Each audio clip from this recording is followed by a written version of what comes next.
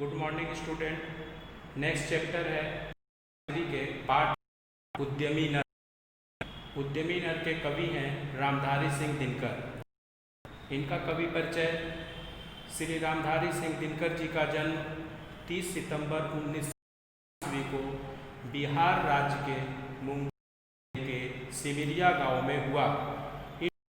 की परीक्षा में सर्वाधिक अंक प्राप्त भूत पदक जीता। भारत सरकार इन्हें पद्म भूषण से अलंकृत भी किया। 24 अप्रैल 1977 को पास हो गया। मैट्रिक करते करते अमिताभ उपनाम से इनकी रचनाएं भी छपी।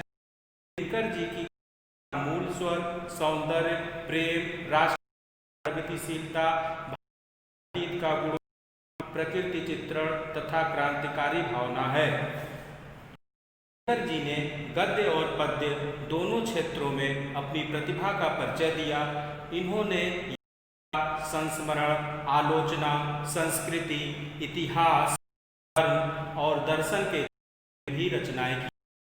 इनके काव्य उर्वशी पर इन्हें भारतीय ज्ञानपीठ की ओर से 1 लाख रुपए का पुरस्कार प्राप्त हुआ। रेणुका, हुंकार, कुरुक्षेत्र, नीलकुसुम, गीत, सीपी और शंख, परशुराम की प्रतीक्षा, हारे को हरि इनकी प्रसिद्ध काव्य रचनाएं हैं।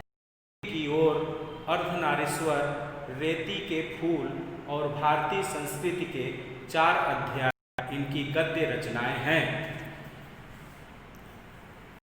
उद्यमी नर है इतना कुछ है भरा विभव का, व्यक्ति के भीतर निज इच्छित भोग सहज पा सकते नर नारी। सब हो तुष्ट एक सा सब सुख पा सकते हैं। चाहे तो धरती स्वर्ग बना सकते हैं। छिपा दिए सब के ईश्वर ने, संघर्षों से खोज निकाला उन्हें उद्यमी नर ने। से कुछ लिखा भाग मनुज नहीं अपना, उसने अपने भुज ही पाया है। प्रस्तुत पद में कवि दिनकर उद्यमी नर कवि एक उद्बोधनात्मक प्रेरणा देता है, जिसमें मनुष्य को कर्मरत रहने की प्रेरणा दी गई है। भाग्य के भरोसे बैठे रहने की आलोचना की गई है। कवि ने स्पष्ट किया कि संसार में आज जितना भी वैभव, उन्नति तथा प्रगति हुई है, उसका एकमात्र कारण मनुष्य का श्रम है।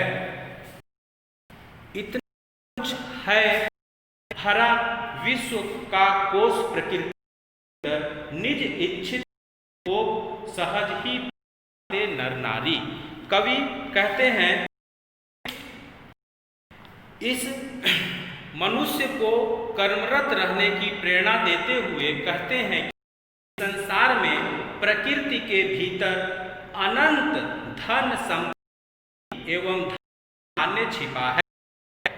उससे सभी नर नारी इच्छा अनुसार सुख का कर सकते हैं। सबकी इच्छाएं पूर्ण हो सकती हैं, सब प्रकार के सकते हैं, और यदि वे इस धरती को स्वर्ग हैं। आगे कवि कहते हैं कि प्रकृति के भीतर अनंत ऐश्वर्य हुआ है, जिनका उपभोग करके पृथ्वी पर रहने वाले सभी निवासी अपनी इच्छा अनुसार सुख पा सकते हैं। सब तत्व आवरण के नीचे संघर्षों से खोज निकाला उन्हें उद्यमी। ईश्वर ने सभी को आवरण के नीचे छेड़ा, जिसे परिश्रमी जुझारू मनुष्यों ने अपने परिश्रम से खोज निकाला है। कवि कहते हैं कि ब्रह्मा से कुछ लिखा भाग्य में मनुज नहीं लाया है, अपना सुख उसने अपने से ही पाया। कवि कहते हैं कि मनुष्य अपना भाग्य ब्रह्मा जी से लिखवाकर नहीं लाया है, वर्ष में जो कुछ भी पाया।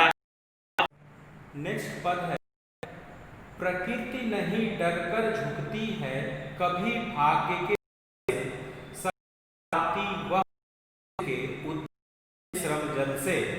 ब्रह्मा का अभिलेख पढ़ा कर उद्यमी प्राणी, वीर कुंवक बहा ध्रुवों से पानी। वाद का आवरण पाप और शस्त्र शोषण का, जिससे रखता दबा एक जन दूसरे जन का। पूछो किसी भाग्यवादी से, ही अंक प्रबल है, पद पर क्यों देती न स्वयं वसुधा रतन उगल है। प्रस्तुत पद में कवि कहते हैं कि प्रकृति कभी भाग्य के डर कर नहीं झुकती, प्रकृति नहीं झुकती कभी भाग्य के बल। प्रकृति कभी भाग्य से नहीं झुकती, कभी भाग्य के बल से नहीं झुकती। वह मनुष्य के उद्यम से, श्रम जल से, वह तो सदा परिश्रम वाले भयभीत, अर्थात जब उद्यमी पसीने हैं तो प्रकृति उनसे हार जाती है। ब्रह्मा का अभिलेख पढ़ निरुद्यमी प्राणी, कुंवक भाल ध्रुवों से पानी। केवल आलसी तथा परिश्रम करने वाले व्यक्ति ही ब्रह्मा द्वारा लिखे गए भाग्य पर विश्वास करते हैं। वीर तथा मनुष्य तो अपने परिश्रम पर पसीना बहाकर अपने भाग्य को भी बदलने की क्षमता रखते हैं। भाग्यवाद का और शस्त्र शोषण का, जिससे रखता दबा से भाग दूसरे। कवि कहते हैं कि भाग्य पर विश्वास करना किसी पाप से कम नहीं है, तथा शोषण के हथियार जैसा है, जिसके कारण एक व्यक्ति के भाग को किसी को हड़प कर जाता है। पूछो किसी भाग्यवादी से, यदि विधि अंक प्रबल है, पद पर क्यों देती न वसुधा उगल है।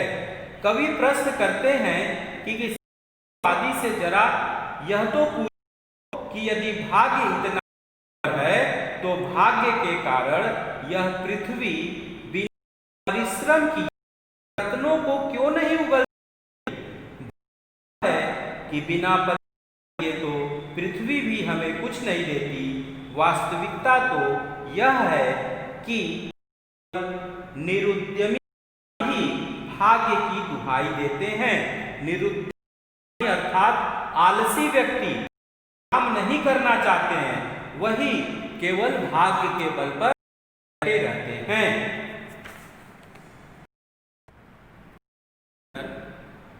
कविता का अंतिम, जाता क्यों विभव को सींच वह जल से, क्यों न उठा लेता निज संचित कोष भाग्य के बल से। एक मनुष्य संचित करता है अर्थ पाप के बल से, और भोगता दूसरा भाग्य के छल से। नर का भाग्य एक है, वह श्रम वह भुज है, जिसके सम्मुख झुकी हुई पृथ्वी विनीत है। जिसने श्रम जल दिया उसे पीछे मत रहने, विनीति से सबसे पहले उसको सुख पाने दो। भाग्य के भरोसे रहने की करते हुए कि यदि उपजाता क्यों विभव प्रकृति सींच से, कि यदि भाग्य को ही तो पृथ्वी केवल भाग्य के आधार पर ही बिना परिश्रम किए हमें धन धान्य तथा फल प्रदान क्यों नहीं करती। क्यों न उठा लेता निज संचित कोष भाग्य। आगे वो कहते हैं, हम भाग्य पर विश्वास कर ले तो फिर मनुष्य परिश्रम क्यों करता है? वह अपने अपने भाग्य में लिखी वस्तुओं तथा धन ऐश्वर्य को प्रयास किए बिना परिश्रम किए क्यों न पा जाता? वास्तविकता तो यह है कि भाग्य शोषण करने का शस्त्र है। भाग्य का नाम ले कुछ धनी एवं संपन्न व्यक्ति छट से दूसरे मनुष्यों द्वारा वस्तुओं का उपयोग कर ले। यहाँ भाव कि एक व्यक्ति पाप के बल से धन्य धान्य तथा वस्तु इकट्ठा करता है, जबकि कुछ व्यक्ति भाग्य का सहारा लेकर उसके द्वारा उसी अर्जित धन का उपयोग लेते हैं। कवि कहते हैं कि मनुष्य का भाग्य है तो वह भुजाओं की शक्ति, नर समाज का भाग्य एक है, वह श्रम, वह भुजबल है, जिसके सम्मुख झुकी हुई पृथ्वी नभतल की इसी शक्ति के सम्मुख पृथ्वी और आकाश झुकते हैं। कवि कहते हैं कि जिसने श्रम जल दिया पीछे मत दो, विजित पृथ्वी से सबसे पहले उसको सुख पाने दो।